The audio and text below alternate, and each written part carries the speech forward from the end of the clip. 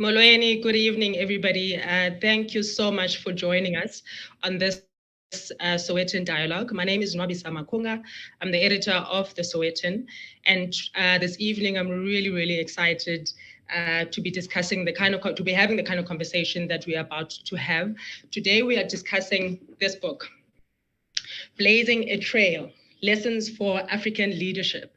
And we're discussing it with the author, who's probably one of my favorite leaders, in this country. Mr. Lincoln Mali is a businessman and author of this book. He is the CEO of Lisaka Technologies and a former group executive at Standard Bank. But Lincoln, thank you so much for joining us. How are you doing? Thank you so much, Nwabisa. I'm doing well and so happy to be on your platform. Thank you for having me. I know you've had a busy day today, so I'm hoping that we can really kind of chill and have the kind of conversation that I know many people on our platform have been looking forward to. We're talking leadership in all spheres of life, really. And I know, whenever one says we'll be talking about leadership, sometimes people kind of roll their eyes and say, look, we've heard this before. What new is a person going to say? But essentially, I really found this book quite refreshing. So I want to say first, congratulations on what I believe is really an excellent body of work on your part. Thank you so much. It's quite humbling to see the response that's been there on the book, and I hope that each person will take something from the book. It's not about telling people some recipe for success. It's actually challenging everybody to reflect on their own journey, where they are, and what impact they can have in their sphere of influence. I mean, you talk about it being challenging, and I must say, one, I enjoyed, the kind of writing, the flair, the ease of, how I was able to read it. But there were parts where I actually got so challenged, and to a point where I felt like I was personally angry. I had this anxiety about, why are you challenging us to be better, particularly in spaces that perhaps we don't even want to talk about. But first, I mean, you dedicate this book to young people. You are writing it with a view of, what lessons young people, young leaders in particular of Africa throughout the continent can learn. So what lessons are you wanting us, so remember I'm saying us, what lessons are you wanting us to actually learn from this book? I've been on a journey of trying to unearth the next layer of leaders for a very long time.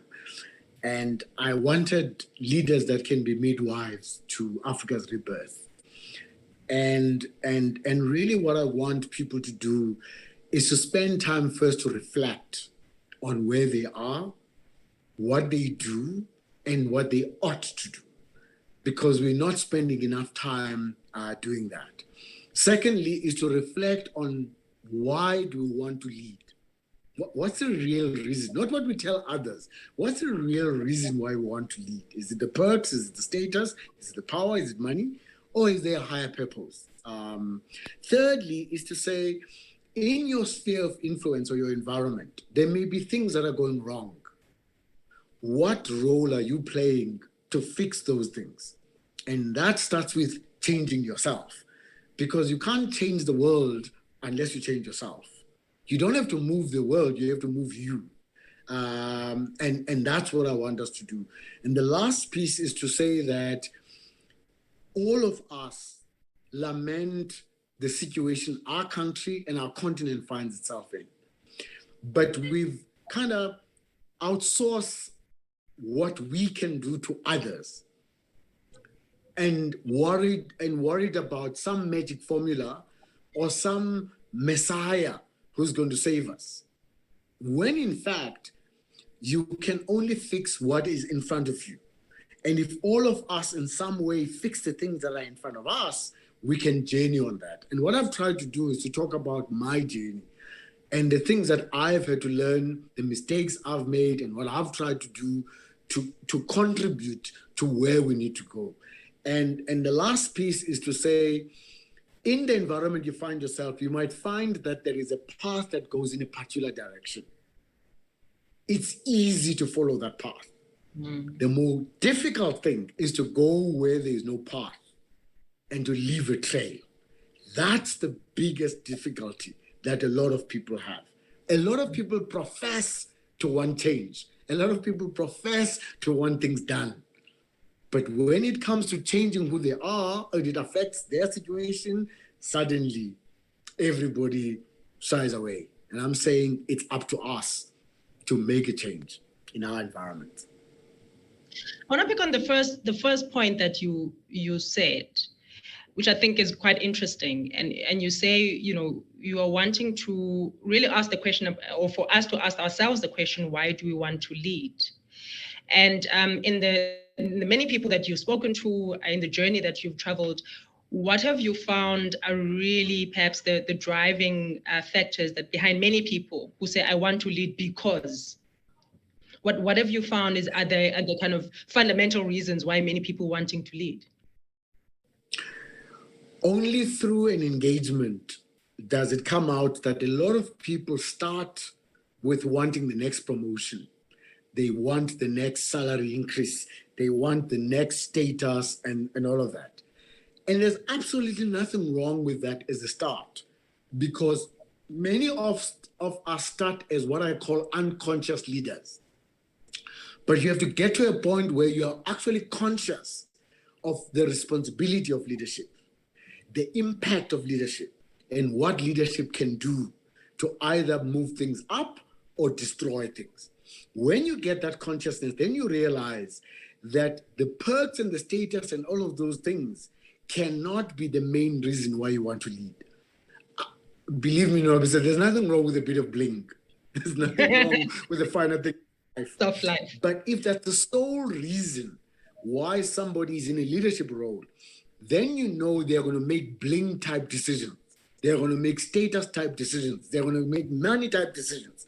If power is your thing, then everything you're going to do is going to be driven by power. If ego is your thing, then you're going to want people to worship you. If position is your thing, you're going to want to be the first in the queue. You're going to want to be welcome to sit in front at a funeral. All of those kinds of things. It's got nothing to do with leadership. This is just an ego trip. Actually, leadership is about serving. And if serving is beneath you, then leadership is beyond you. So leadership is about serving a larger cause or a mission or an objective. And if you know that, then you dedicate yourself to that. And so I've found a lot of people start badly, and there's nothing wrong with that. And then some of them become conscious, others don't. And they continue in that trajectory. And therefore, that's why to them, status, money, power, all of those things become the most important thing. If you've just joined us, I am in conversation with Lincoln Mali, who is the author of a book called Blazing a Trail, Lessons for African Leaders. I just want us to perhaps go back a few years. Your leadership journey really started in our home province, in the Eastern Cape, where you and I come from, and I think you were kind of molded, as part of the student movement at Rhodes. And of course, I mean, at the time, part of that movement and many young people in South Africa were really fighting back against the apartheid regime. But as I read the book, I realized that a lot of the fundamental beliefs that you had about leadership were really formed at that time, right? Not only that, but were formed through conversations that you had with your father. You were very close to your father. And I just wanted to perhaps take us to that moment and how it really shaped you, and not just you as a person, but also your worldview and the decisions then, therefore, that you've made thereafter.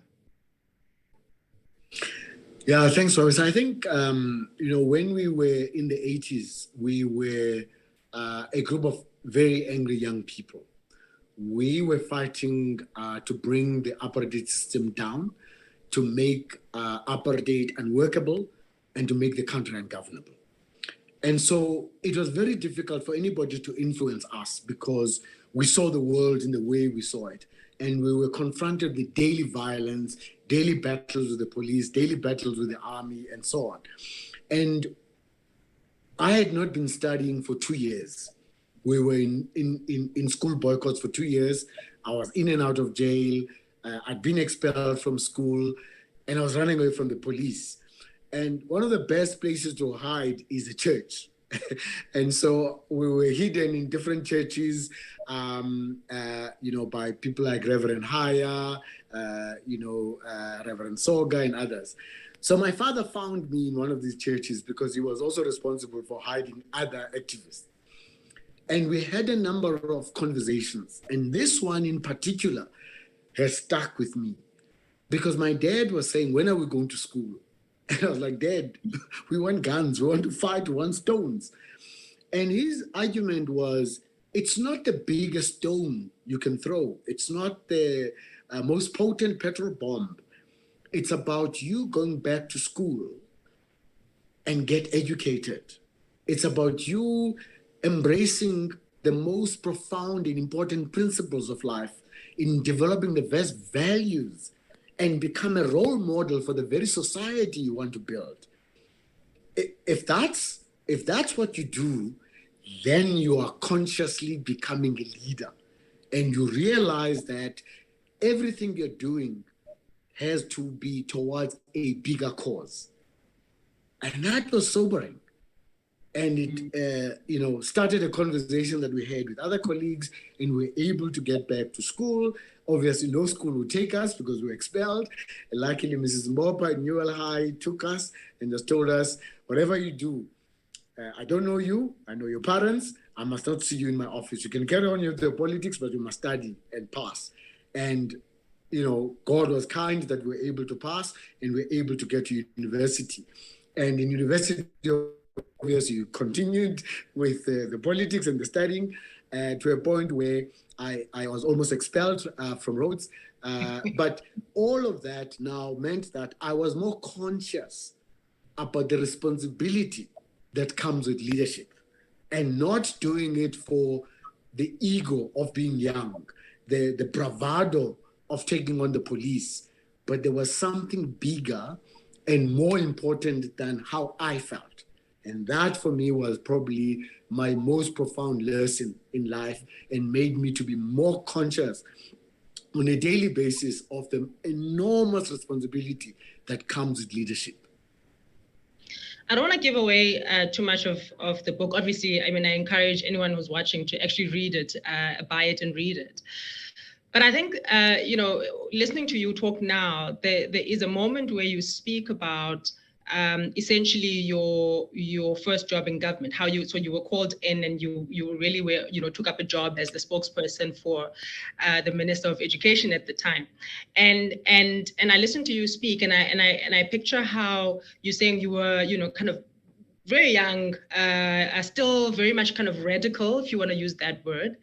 And you sit down with him and he has a conversation with you about just life and how life works and just talk to us about how that conversation perhaps changed your view and how you saw your own contribution to the government of the day. Yes, Professor Bengu was an amazing man, very humble, selfless, and highly qualified and capable. And so I received a call that I must go and see the Minister of Education. At the time, we didn't know that there would be ministers. We were just fighting for freedom. And so I get to the office of the department. And I was firstly worried about why is everybody hostile to me? And then I realized that I used to lead marches to the department. And now I'm there and I'm meeting the minister for the first time. I'd heard about him when he was university vice chancellor at the University of Forte, but I'd never met him. And then he says, people have spoken about you and that you could be a speechwriter for me, a spokesperson, and join the department in the civil service. Now, because I was young and brash, I was like, I left a law firm because I was looking for a challenge. Why should I work for you? Now, when you think about it, it's like, why would he say something like that? But, he was kind and patient to say that the public service is a huge extension of the fight for justice in this country. That if you find yourself in a public sector role, you can do so much by contributing your knowledge, your skill, your time, your energies to make life better and different for the very people that you said you were fighting for. Therefore, it means that you have to subjugate your personal interests, your ambitions, your desires towards something bigger than yourself, which is being in the public service. And he defined public service as to serve those that have asked you to be there, which means at all times you must put yourself in front of a mirror and ask yourself, am I serving? Am I worthy to be called a public servant? Am I professional? Am I diligent? Am I excellent in what I do? Am I doing the best of what I can do? And am I setting the best standards I can? When he said that, I was like, wow. If that's what the civil service or public service is about, I'm in. And so that's how he persuaded me. And when I look at his journey, he's now retired in KZN. He has no big wealth. He has no business interests. He had no investments that he made. He didn't interfere in the government department. He had no procurement thing inside. He was there as a minister to serve. And when his time went, he retired on his pension. And when I go and see him, I look at somebody who gave me an opportunity when I was young and I didn't know much. And I'm forever grateful for a lot of the people who've been on my journey, who've kind of always kept me towards my true north. And then you decided to leave government sometime thereafter. And I must say, and I would like you to talk, in your own way about the reasons why you left. But I remember reading and thinking, this is actually painful to think about. I mean, you talk about how you left because you were beginning to see, kind of signs really of where we are now. You were beginning to see that it wasn't only just a few people who were corrupt, but the system itself was being corrupted. Talk us through that and how you felt making that decision. It was a very difficult decision, having understood what the public service was about and having given so much of my time, energy to get to work in government. But there were signs I could see, but I couldn't interpret what they meant. But there were things that were clearly not in line with our value system, how we're brought up and all of that. Firstly, I found that a lot of the people I found at the time who were in the public service or who were in politics, I felt that they were in a bubble, and I call it a bubble of incumbency. They spoke the same language, they spoke to one another. And so when I was not with them and I was speaking to everybody else, I was finding that the anger was growing and people were criticizing what's going on. But when I go and meet these people, I found that they were closed and they couldn't see what was going on. The second thing is that I found nepotism generally in the public sector was starting to grow. It was guaranteed that certain people would get jobs, regardless of their skills or qualifications. They'll get jobs and suddenly it'll be jobs for pals. And so incompetence was starting to creep in. And I'm saying, but that's not the service we were talking about. Why are we hiring all these people that are not, capable? There are many people who are capable. We send kids to school, universities, then we hire somebody because they're connected. It doesn't gel with me. Thirdly, there was a toxic combination of ignorance and arrogance. You started to see the way people spoke to the electorate, the way they spoke to people.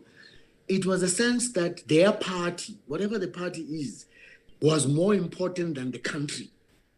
But that's not what we fought for. I never fought for a party, we fought for the country. The Constitution was supreme, not a party. Then the last two things that at the time were disturbing, this is probably about 1997. So you can imagine what I was seeing then. I started to see an increasing number of people who were politicians or civil servants, but 80% of their time, they were in business. But their designation was that they were civil servants or they were politicians. Yeah. but their time and everything was spent on business. Then on the other hand, you had an increasing number of business people who were not really running businesses, they were running politics. They were contributing money to politics, influencing. So I thought that this thing is dangerous. And I couldn't understand at the time what it is. Subsequent years, we've understood how this combination of politicians or civil servants who are in business and business people whose sole business is politics creates an environment where ordinary men and women, the constituency, the people, will always be last. And therefore, self-interest, family interest, becomes more important than serving the people. So I thought that let me go and look for something else because I was not feeling the challenge and I was not happy with what I was seeing.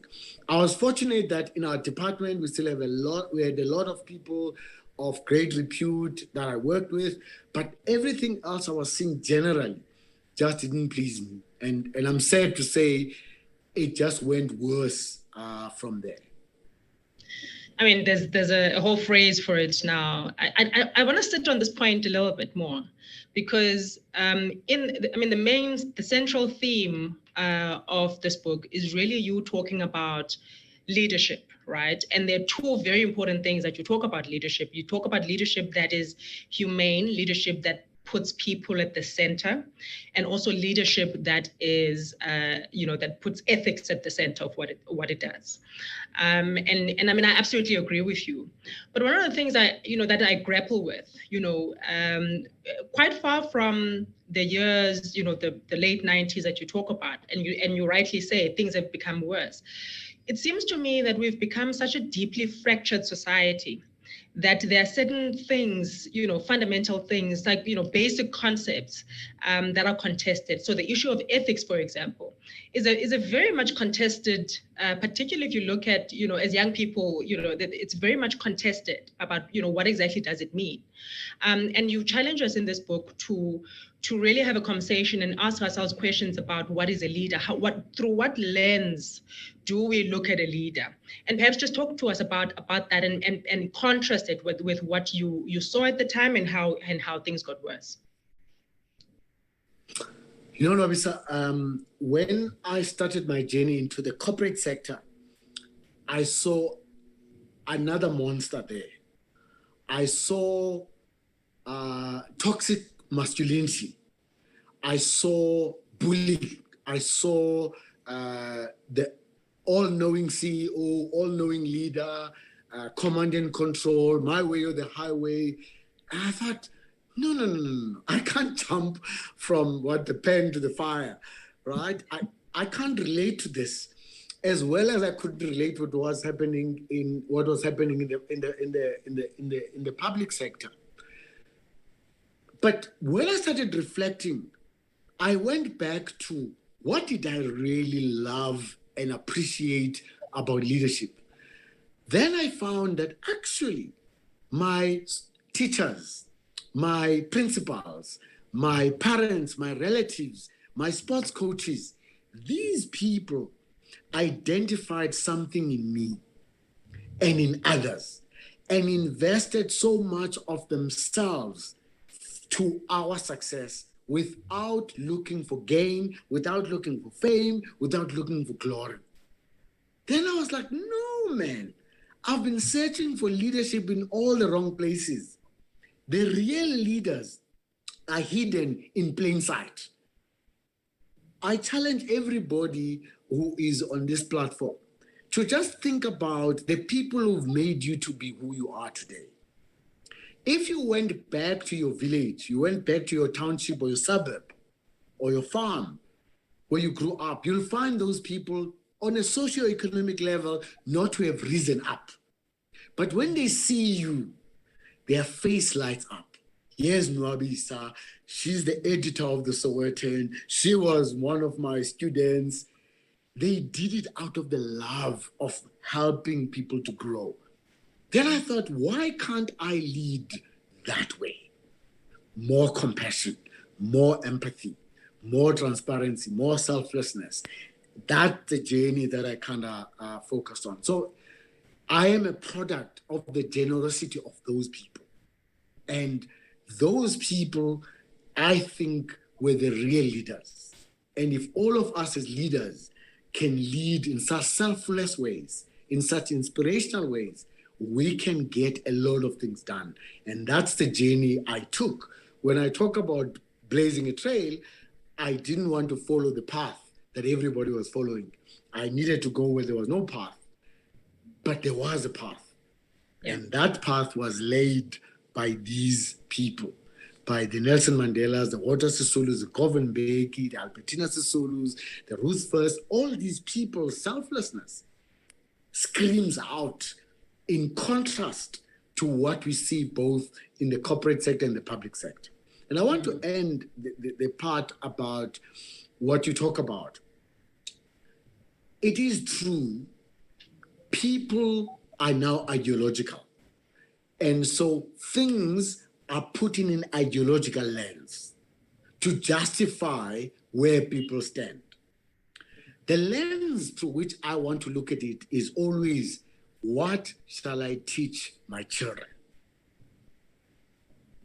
If it's okay for me to steal, if it's okay for me to make somebody's life miserable as a corporate manager, if it's okay for me to get money that I'm not deserving, if it's okay for me to spend a company's money or the public's money, is that what I want to teach my children?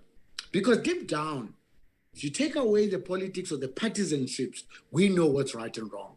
It's just that when it's done by Nwabisa, who I know, I say, no. They are choosing her for the wrong reason at Sowetan. She didn't do that. They don't like her. Then I am running away from that. The reality is that we know what's right and wrong. Most of us were brought up knowing what's right and wrong.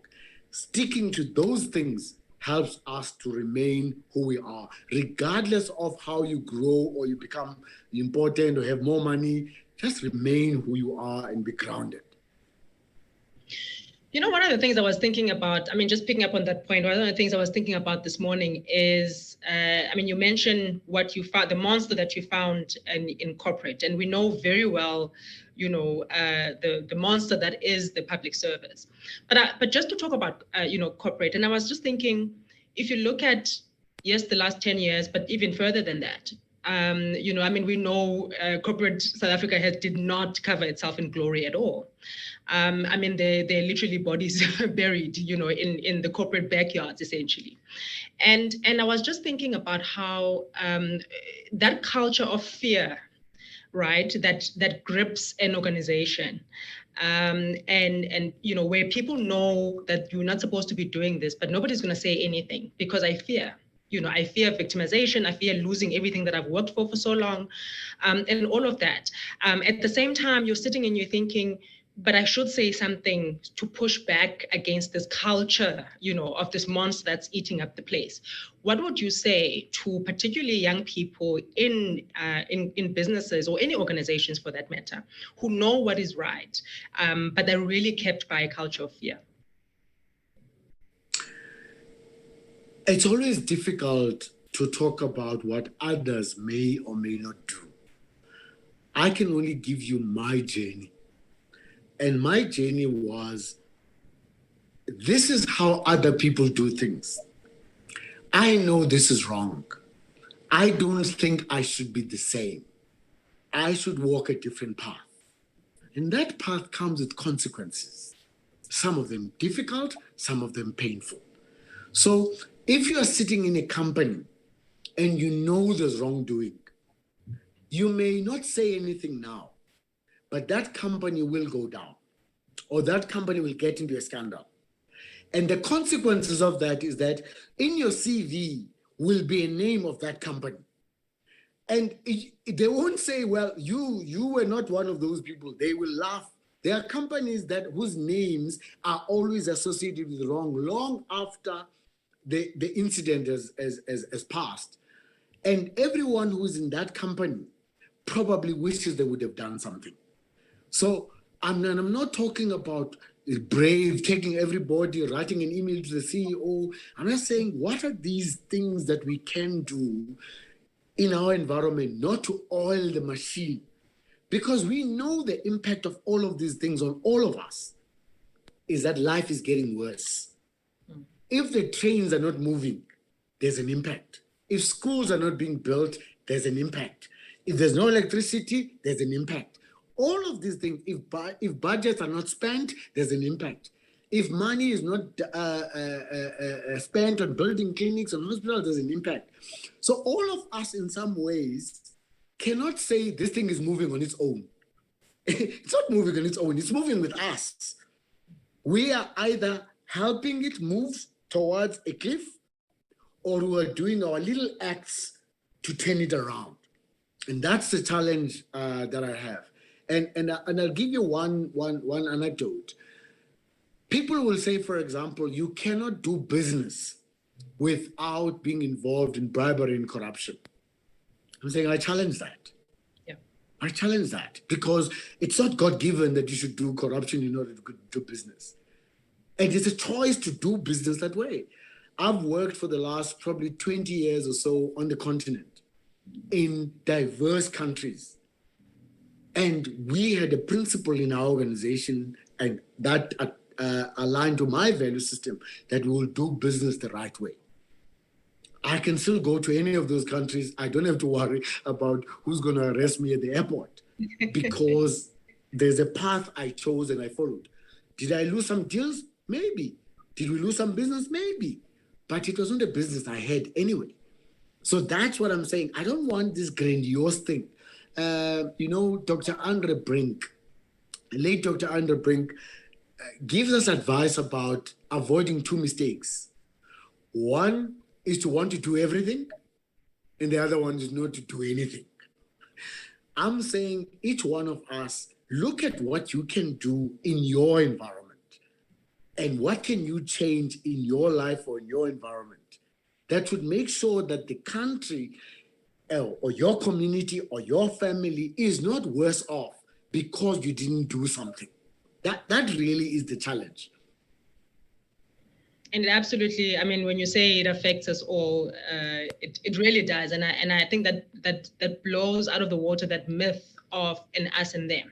Yes. I wish I could stay on this theme, but I did promise many of my friends that I'll talk about the next one, which is really about you and your experiences as a leader. You speak about your journey into the continent, and many of us, in whatever leadership sphere that one is in, there are many things that we grapple with, right, on a day-to-day basis. And I wanted to zoom into, just some of those things. So in your early 30s, you are obviously working for Standard Bank, and you're given the responsibility essentially to run, and it's funny how you introduce it in the book, to run, the divisions is in two countries. So Zambia and Malawi. When you talk about how you're like, wait, I'm supposed to run a bank. I'm supposed to run two banks. I've never run a spaza shop. What do you mean? What do you mean? I did enjoy that. But I reading that, I wondered how many of us are given responsibilities, right? And a person, you have your own fears, you have your own insecurities, you have a lot of things to navigate within yourself, but also a lot of things to navigate within the environment in which you operate. How did you, at 30, what were you, 32, 33? How did you 32, 33. How do you run banks in the continent at 30-something, and how did you navigate all of those things, within yourself as well as with teams? There are two big issues that you raise. The first one that I talk a lot about in the book is identifying this thing called an imposter syndrome. An imposter syndrome arises when you are appointed into a job that you think and others may think it's too big for you. You're not ready. You're not the right person. And so either because you're a perfectionist, you don't want to fail, it eats you up. You wake up, cold sweat, you're thinking, I cannot fail. And then the first thing that happens is that you make a mistake, like any other person makes a mistake. Then somebody makes a comment of these people who didn't believe you in the first place, which reinforces your fears again. And then you are in this tailspin. Through the years, I've advised people to say, firstly, remember, the people who appointed you chose you among others. Their success depends on you succeeding. They want you to succeed. 2, there are many other people who believe that you can do this job and you are good. Why are you shutting them off? And suddenly your ear is wide open for the detractors who will never love you anyway. Why are you opening for that? And thirdly, understand imposter syndrome as it comes. You know when it comes. You're like, I know it's you. You're going to put me down. I'm not. I'm not going down that path. The last piece is a particular focus with women. And a lot of the women I've worked with, mentored, and whatever, and I say, why does a guy with half your experience, IQ, capability, walk into a room and believe that they can do this? You walk in there, you've got all your stomachs in a quiz and everything, and a small thing happens. And everything else you've now given up. You are so worried because there was that bullet point was not right in that. It's life. And I say to many of my mentees and the people I work with, take it as a, what do you call that thing when you're going to a wedding and something goes wrong with either your dress or your earring and whatever, you take it in stride. You go to the small ladies and you fix it and you move on. It's not killing yourself because something went wrong. So that's that part. So I had to learn to accept myself, accept that I've been chosen, and learn on the job, because I've always learned on the job. And I don't know if anybody was born knowing a job. Everybody learns a job, right? So that's the one part. The second part in your question was, I think one of the things that leaders give themselves is this thing that I should know everything. That's not why you're chosen as a leader. You're chosen as a leader because people think you can pull things together. By pulling things together, you are relying on the best knowledge, expertise, and experience of the people around you. So I learned that very early. And throughout my life, I've surrounded myself with the best. And I love talented people. They really get me going. And through them, I achieve a lot of things. And what do my critics say? He's not that good. He's just got good people. I'm like, duh, that's exactly the reason why you should lead. Why should I hire somebody who's worse than me? You should be hiring some amazing people and grow them and make them succeed. So Malawi taught me so much. Zambia taught me so much. And so people thought I had everything figured out, but I was sounding calm, as I say in the book, very calm when people see me, but I was pedaling like mad. All of us go through that in life. Leadership is not about having everything figured out, but it's allowing the journey of discovery and learning. But I imagine it's also, for me, and I'll really confess to this, you've really been a good sounding board to me. I mean, I don't know how many times I've said to you, I'm not sure what to do, I'm not sure what, and sometimes I'll say, I remember one conversation I had with you, and I said, it was about change management, and I said, one of the things I struggle with is having to repeat the same thing over and over again. And you said to me, Nwabisa, leadership is the art of repetition. And I remember thinking, geez, have you seen yourself always as a change agent?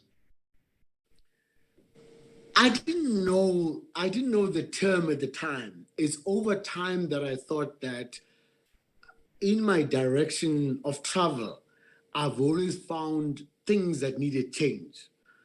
And I have either sparked that change or joined people that were changing, or sometimes give impetus to people that change. And so I have these thousands of conversations with so many people about where they are in their jobs or their environment, like the conversation you're having, if that results in change in your environment, I'm part of that change. I don't need a badge to say I was there. So that's really been my life journey, is to be part of that thing. And I've always understood how difficult change is, because change is with people, to people, and through people.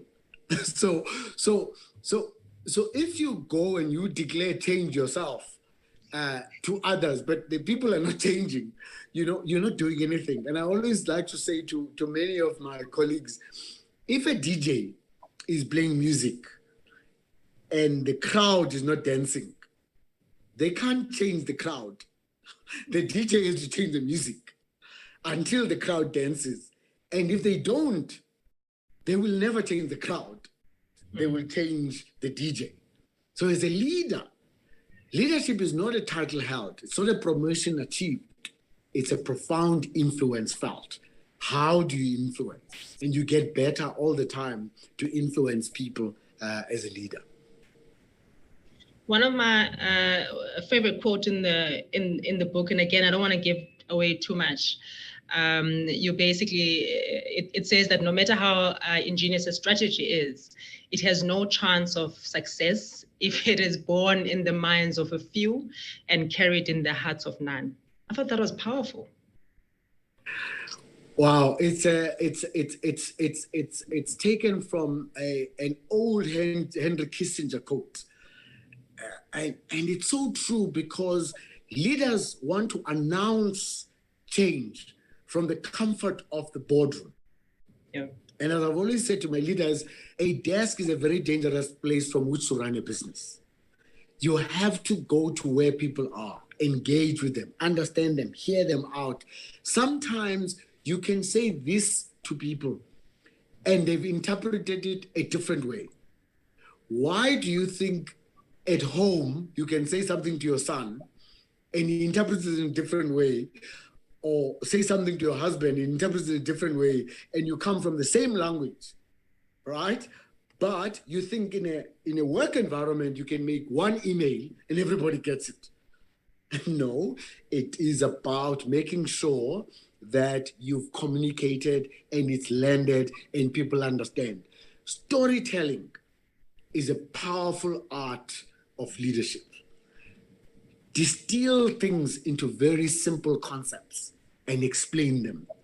One of the examples I use, and it always gets me into trouble with my wife, is I would say to my team, trying to explain to them income statement, right, the revenue and the cost.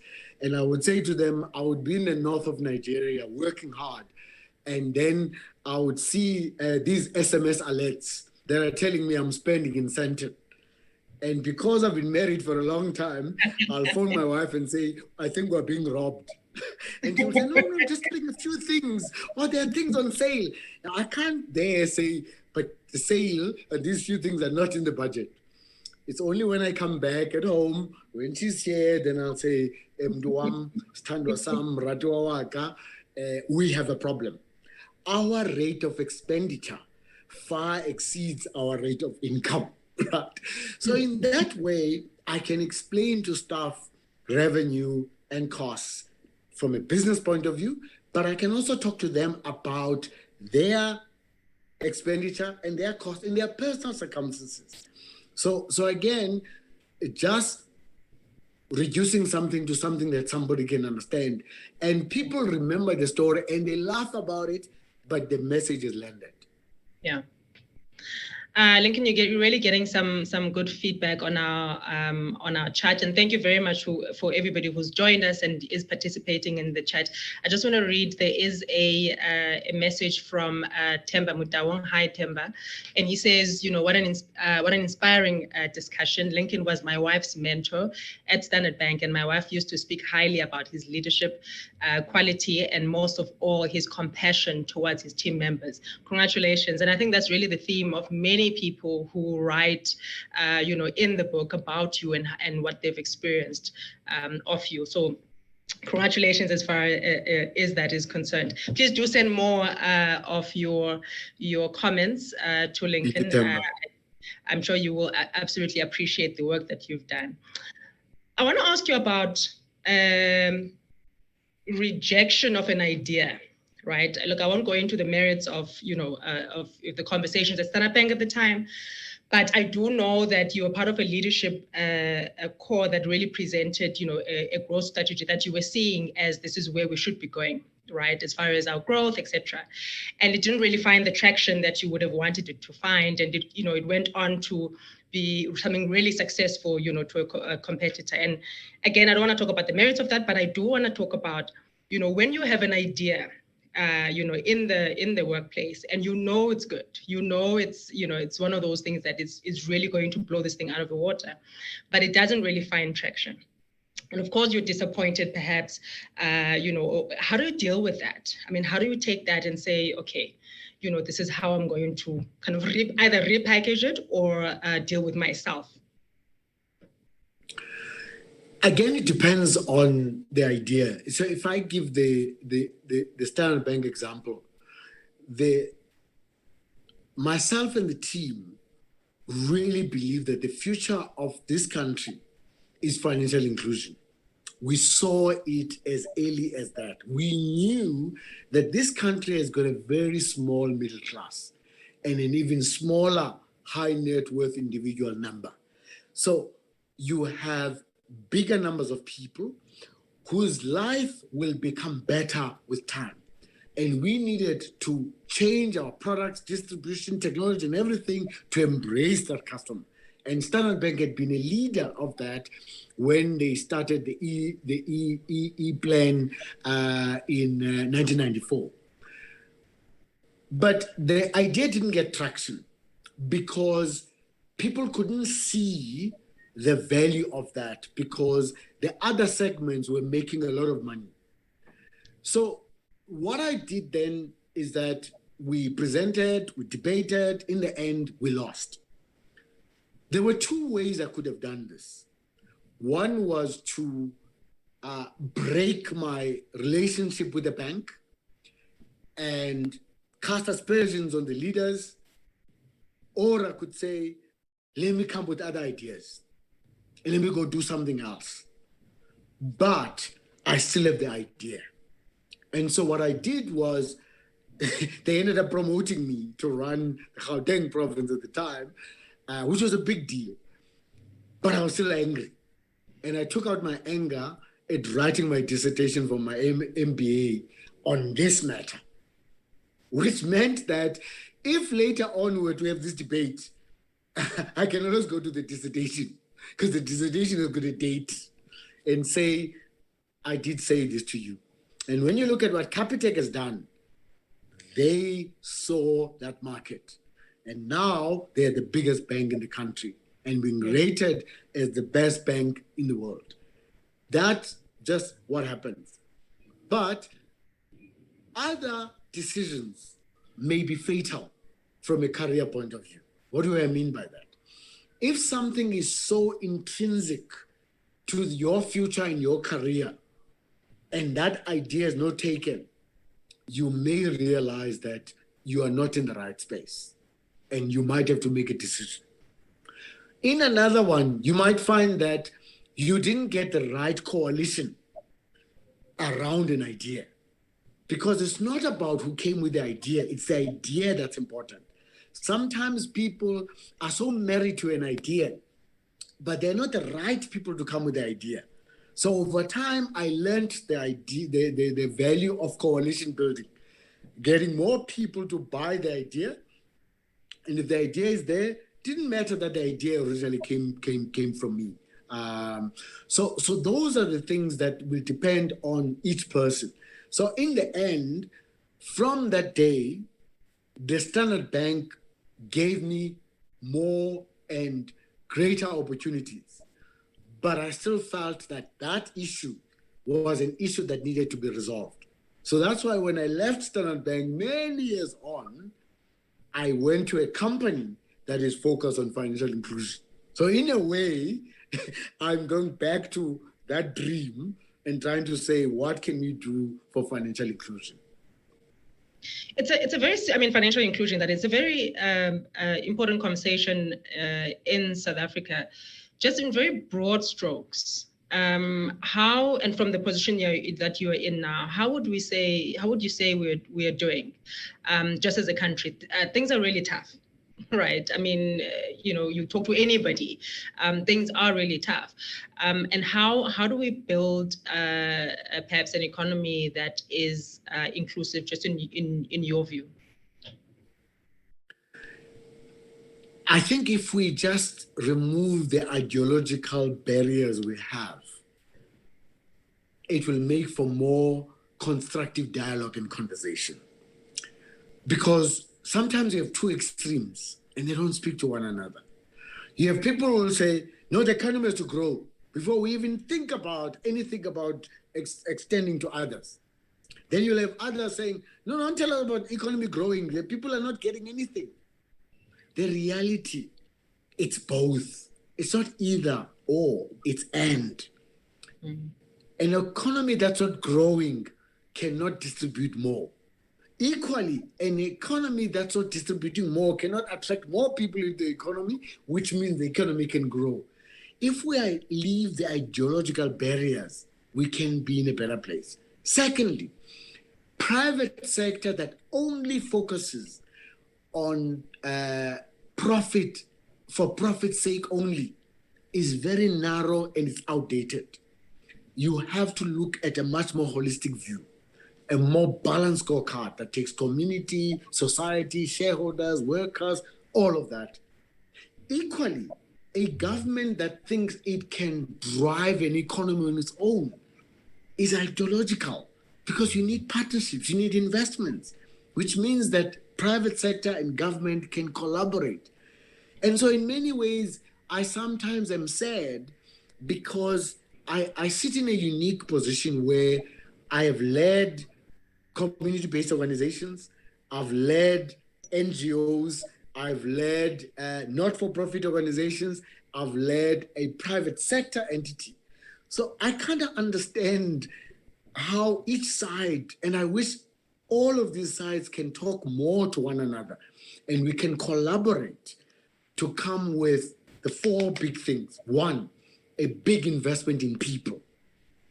Capacity development is key. We've got to invest in our people. If we're just focused on minerals, we're dead.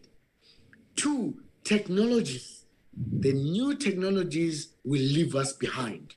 We have to, as Professor Makwala keeps on telling us, we have to embrace the new technologies and change the way. And these technologies can solve some of the intractable problems the country has.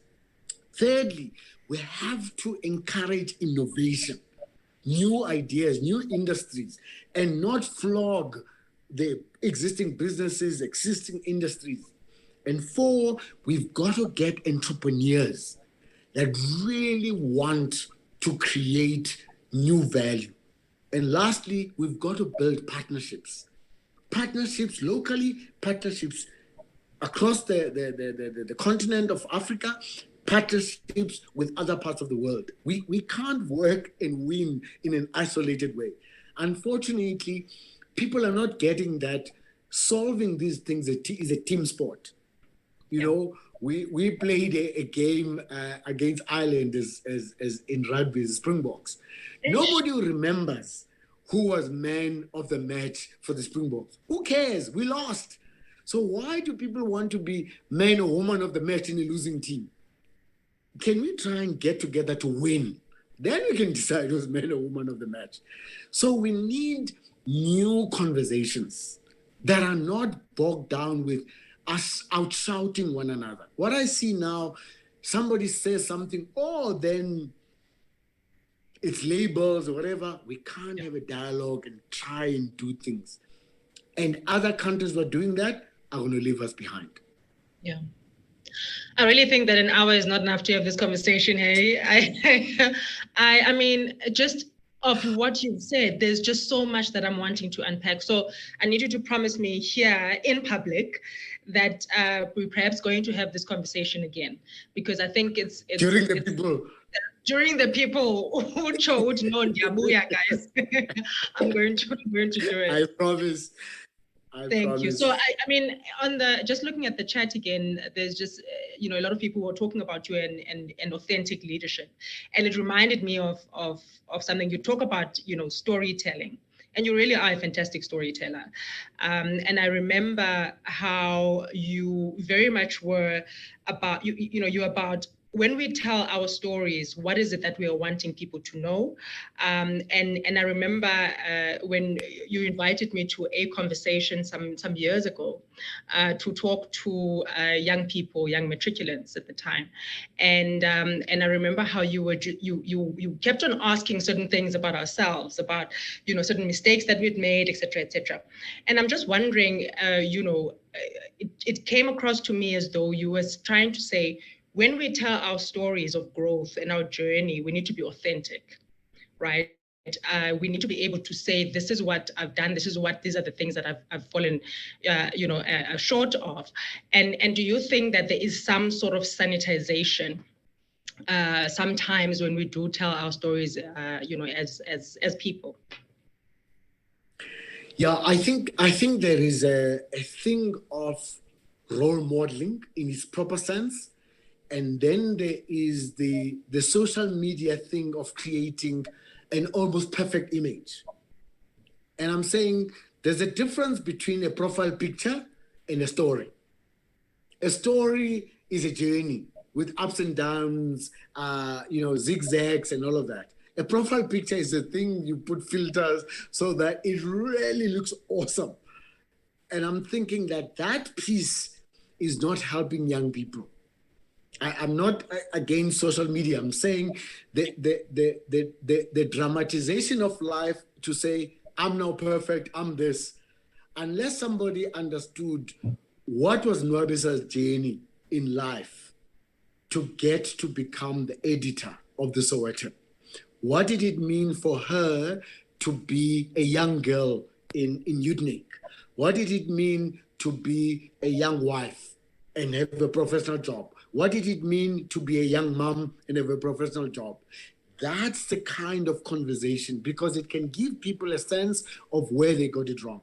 So as I say in my book, one of the biggest mistakes I made was I didn't balance my life from a family point of view and a work point of view.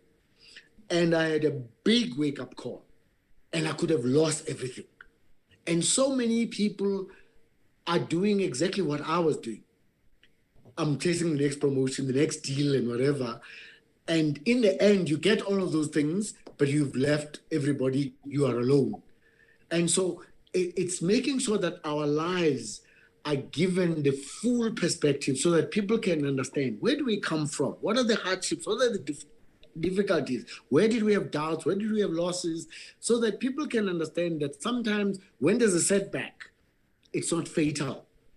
If a young person falls pregnant at high school, it's not desirable, but it has happened. How do they get back to school and study? If a young person gets into trouble, how do they get themselves back on track, and so on and so on? That's really is the essence of the message I'm trying to convey. I've got to absolutely squeeze in this question. Luando, our friend, is asking you to tell us what is the Port Elizabeth way of talking. It comes across very well in the book, and you talk about how it's really one of your strengths. What is the Port Elizabeth way of talking? How do you guys speak about? There is something about Port Elizabeth, guys, which sometimes brings notoriety from other people who may not understand. Sometimes when people use it for the wrong reasons, it can be seen as scamming or getting people into trouble or not being truthful and so on. But a huge component of people in Port Elizabeth have grown up to be gregarious guys.